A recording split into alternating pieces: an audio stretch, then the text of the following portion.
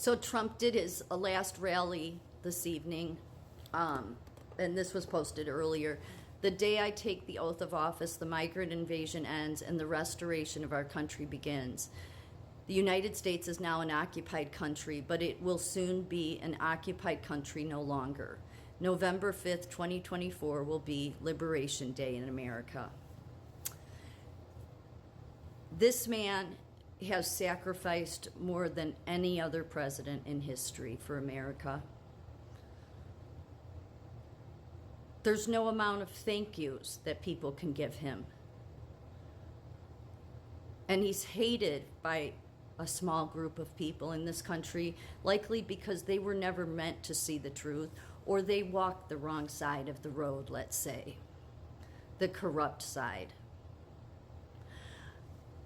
But the biggest thing this man did, and it's one of the many reasons, one of the biggest, why I started doing videos 4 years ago, is he was eradicating trafficking, and I knew it because I encountered some of those young women and took care of them. There was a safe house in my county, and it was tied to his executive orders.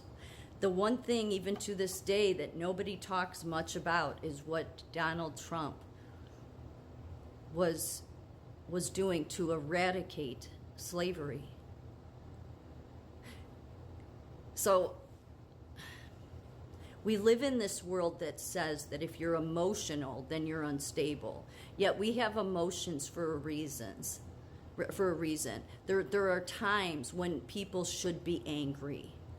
But this world tells everybody, no, you have to, never take a side in anything, never stand up for anything, never show emotion because it's somehow wrong. No, we have emotions for a reason. And if you believe in the Bible, then the Bible says straight up, run hot or cold, but do not run lukewarm. Because what did God say he would do with the lukewarm? I'll spit you out of my mouth. So, but this world, what does this world teach people? Not to have passion for something.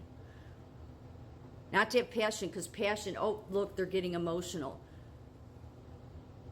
But we have those things for a reason. I'm saying this because there's a lot of people still to this day, that, and they have millions of followers. And yet, they'll say, I'm not political, and they're in the media, okay? Like Merritt Street Media, Dr. Phil's. I'm not saying he said this, but that's his news media. One of his news media people was saying in a video today, because she also runs makeup and fashion, and she was saying, I will never take a side politically. Okay. Because she's in the media. Mm-hmm. But you can see what side the people that say that really are on. Well, I mean, maybe not a side, but she's in the media. So for her not to be able to know what he's been doing and not be able to take a side, like there's a time to take a side against, God wanted you to stand up against evil. And people that support open borders, that's evil. There was a reason this man wanted to put the wall in. It was to make it harder for traffickers. For those that don't know, those slats that were the wall. That's the wall. In different sections of the border, they went down way deep to stop even the underground, because traffickers will come underground. So that's how much he want. That was his number one goal, but it's rarely talked about. So slavery, especially to children and young women, and trafficking, sex exploitation, and many of those people are killed. That's evil. It is evil. There's no, oh, they're misguided. No, it's evil. It would be good if Dr. Phil could. I mean, Dr. Phil has done reports about this, so I'm not really sure why it's so hard for him then to put together how our government's involved in that, how the policies that Kamala and the very psychiatric association, nursing associations, all of them, they all supported that the UN agenda, which leads to more women and children being enslaved, exploited for sex, sold over and over again, and killed. So see, that makes me angry. And that's something people should get angry about.